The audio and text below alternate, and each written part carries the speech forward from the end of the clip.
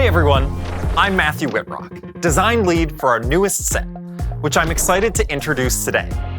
We're calling this set, drumroll please, Remix Rumble. We've got a full playlist today, so I'll open with gameplay and then pass it to the rest of the lineup to chat music, cosmetics, ranked, and more. We'll also jump backstage at a few points to give you a behind-the-scenes look at how different parts of Remix Rumble came together. All right, let's jump right into the bands. And by bands, I mean traits.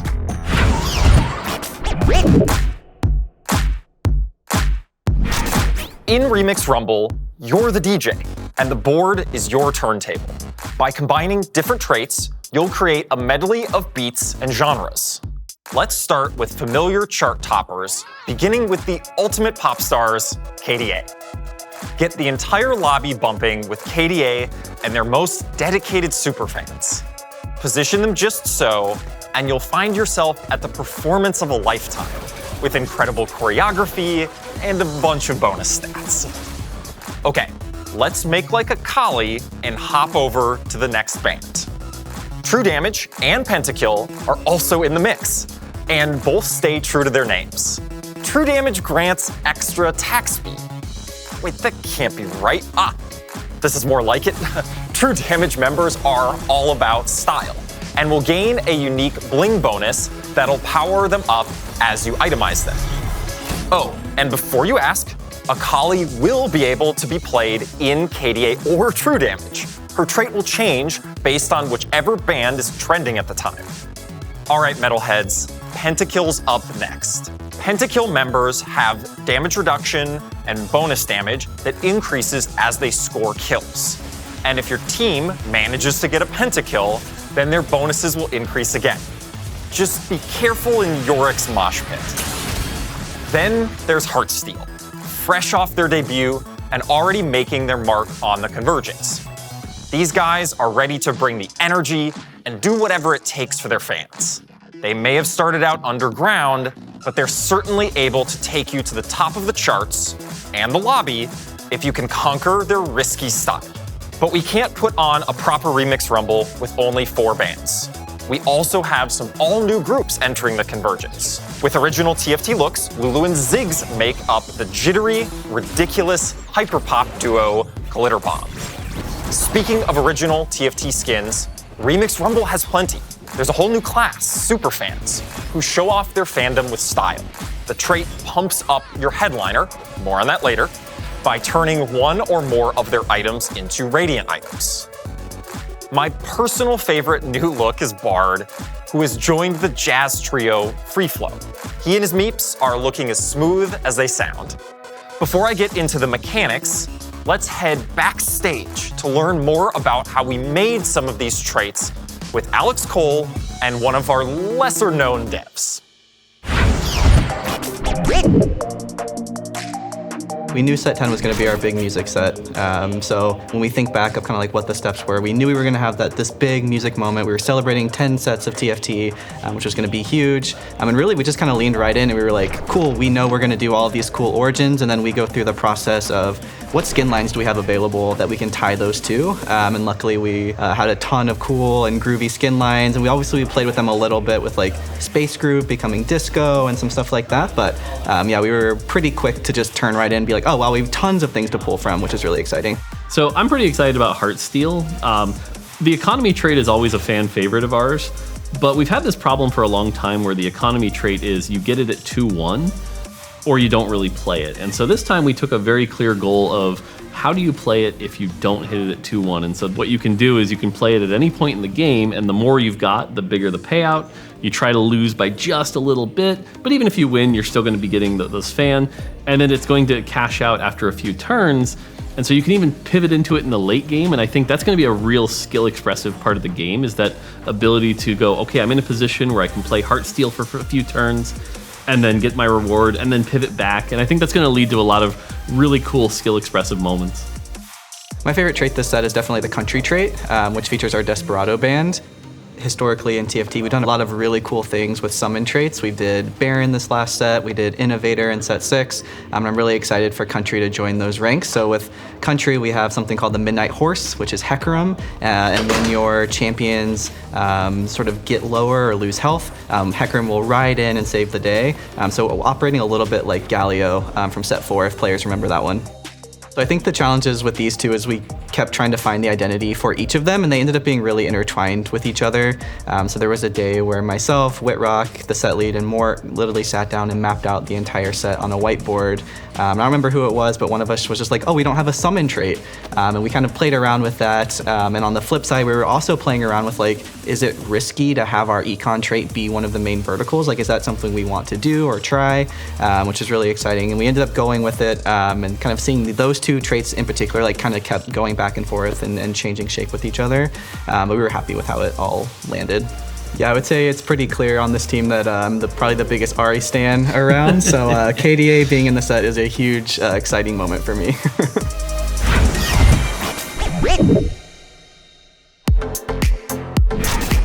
When deciding which mechanics to include in Remix Rumble, we wanted to bring you a greatest hits playlist from past sets, starting with Runeterra Reforged.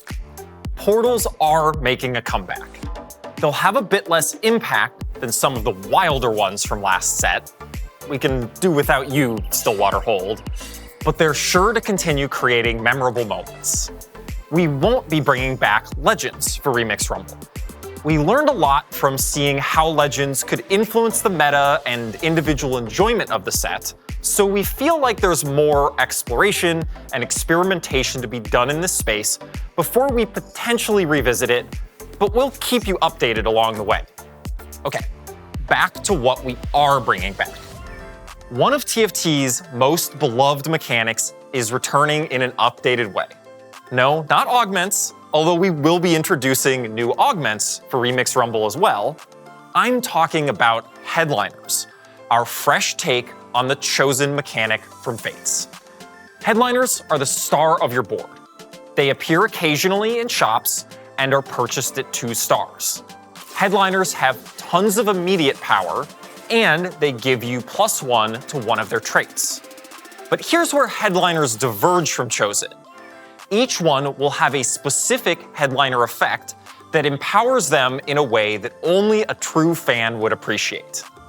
Take Bard from the Jazz Trio, who improvises a few notes to either heal an ally or deal a bit of damage.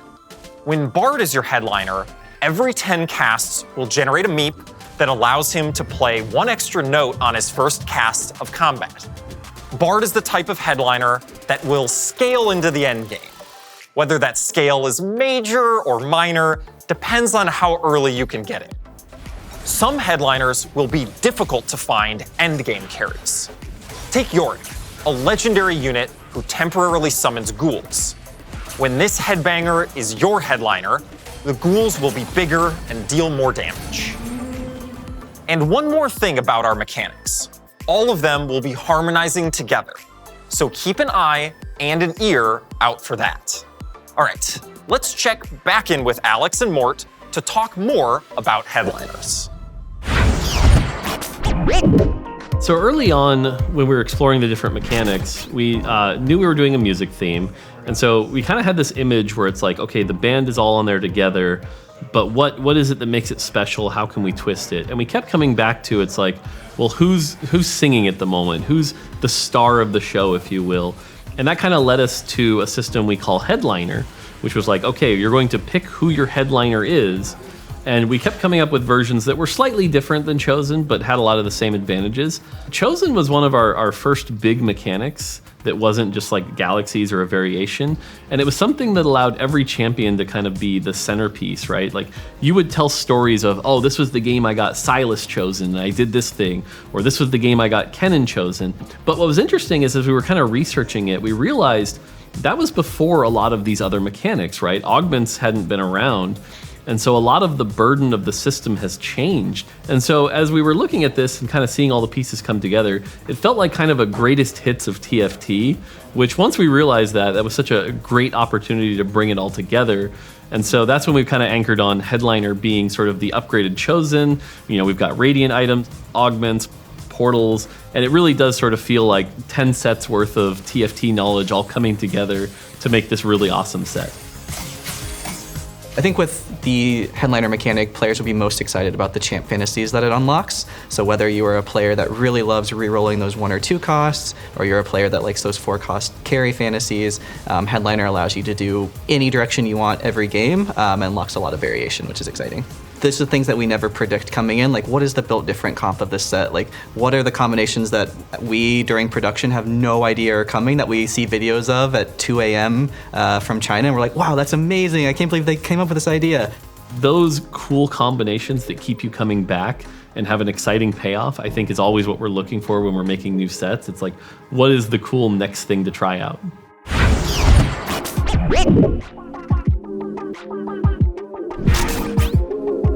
Hey everyone, I'm Cole Hicks, lead composer of Remix Rumble, and I'm here to talk about the heart of this set, the music.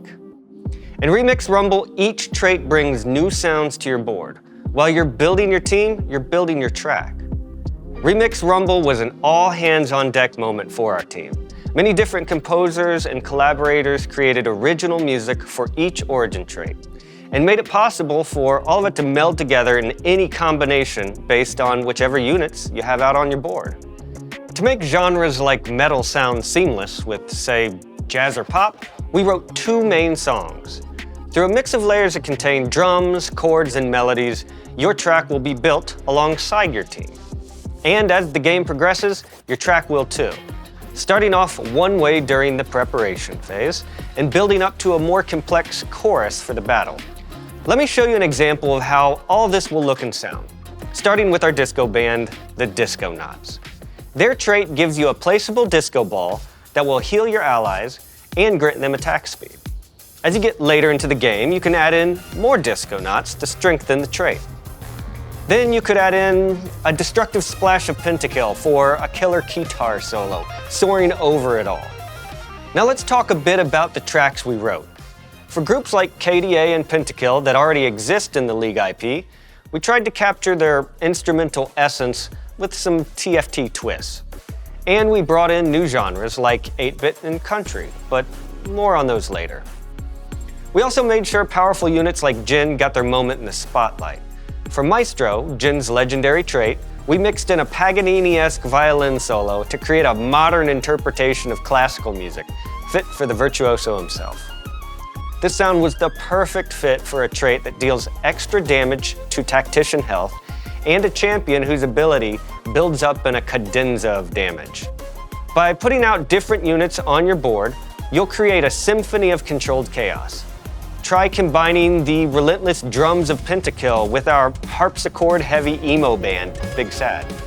Or maybe as your comp changes, you'll create music that features the bass of true damage alongside the groovy horn section of Disco Knots.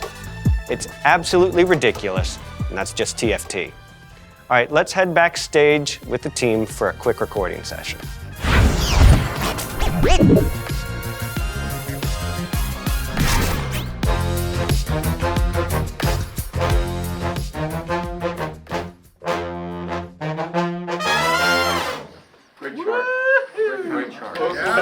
That's great, man. Yeah, I mean, that was pretty good first read down and, Moving on? Awesome. Okay. Cool. Yeah, let's move on. All right, everybody's happy. I think one of the challenges of working on this set is the multiple genres and how they're going to be remixed into one another. There are a total of, I believe, 10 to 12 genres, some of them more bespoke than others because it's based on our virtual band, but all of this are being done by 7 composers together. So this is the biggest collaboration within Riot composers that we have done for Teamfight Tactics. Authenticity is both a goal and a challenge. because we're doing so many different genres, and some of them have a fair amount of crossover as far as types of sounds and things that we're using. For example, we're doing a DJ Sona genre, but we also have a straight like EDM genre. And so you almost have to really lean into the things that might be different about those two things. Like we have this established thing that Riot has done versus a genre that already exists, and really kind of leaning into some of the more expected things that players are going to want to be hearing. How do we make it so that each of our elements actually stand out in a way that right away an audience would be able to be like, oh, like they're doing this punk rock thing, without getting it confused with Pentakill, right? A metal band.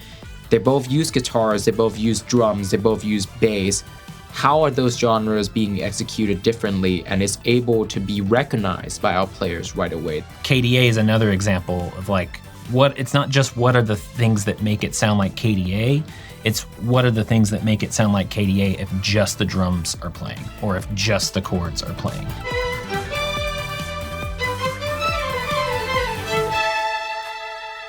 One of the cool things about this set is that it is supposed to be a bit crazy sometimes. So we were able to sort of like lean into it being like, oh, that sounds a bit silly, but it's and some kinda surprising cool. things came out that were really cool. Like, for example, I think we discovered that saxophone solo over HEARTSTEEL is very cool.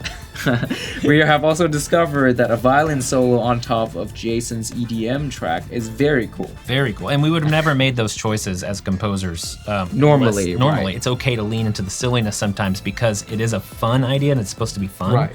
Whereas other genres obviously will work in a way where you're like, oh, that's like, I would put that on my playlist and listen to it. Yeah. For us, the collaboration is a little chaotic, and I think that's also us embracing that energy of like, we're not entirely sure if this is gonna work, and we're just kind of, like riding with the flow and write what we believe in, and then we come together and let's hear how this is gonna go.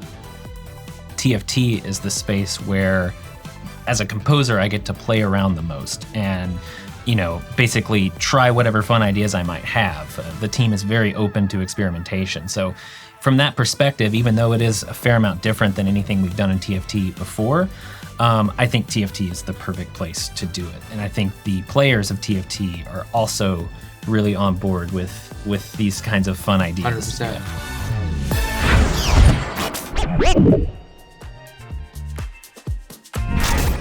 Hi everyone, I'm Ananda Gupta, Design Director on TFT.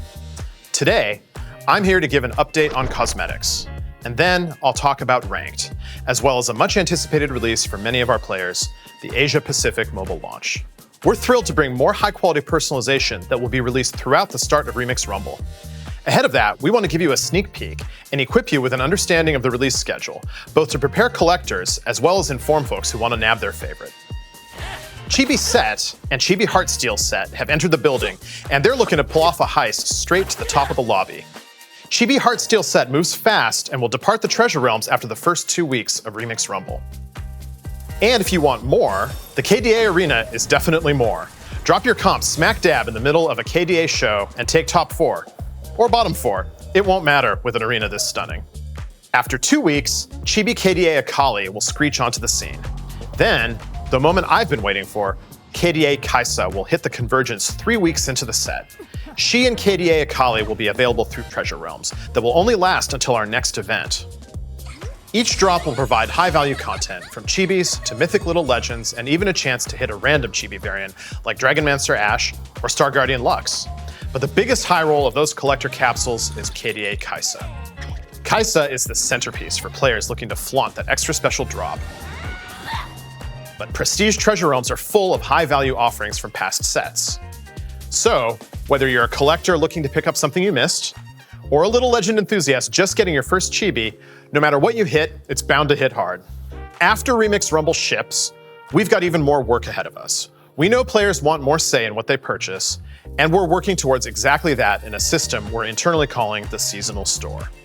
We're not quite ready to go into the finer details yet, but I am ready to get into Remix Rumble's pass. Remix Rumble marks our transition to 3 sets a year, and we're updating our pass structure to reflect that.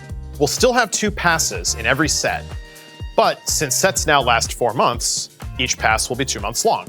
So, we're redistributing rewards and accelerating pass progression to make all the rewards easier to obtain. Not every pass will look the same.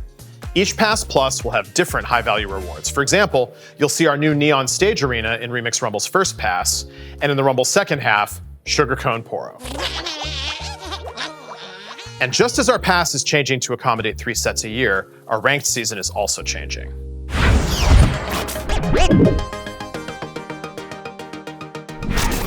Like League of Legends, we're adding Emerald tier to our ranked ladder.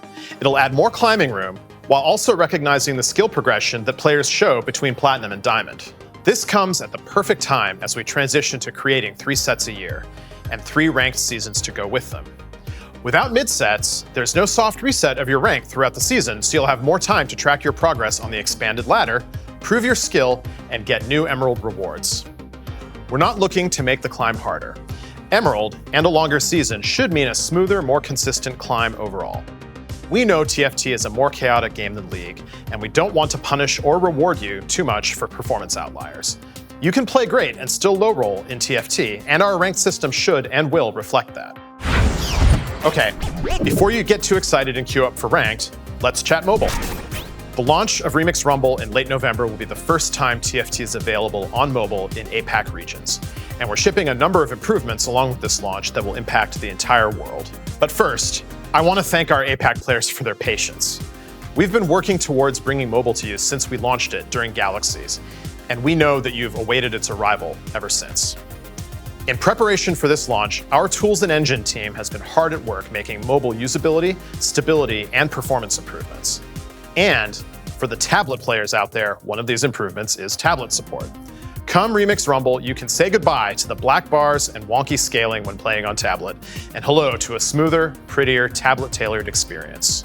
We've seen a ton of anticipation for TFT Mobile in APAC and tablet support across the world, and we can't wait to kick it all off with Remix Rumble. So, APAC players, make sure to pre-register for our launch, as we'll be offering multiple pre-registration milestone rewards, from treasure tokens to a new little legend, Boba Tea River Sprite. And if you're not in APAC, don't worry, this little sprite will eventually be available to everyone. Was that the last boba? Yep. Oh, okay. Hey everyone, Sherman back to talk about all things TFT esports.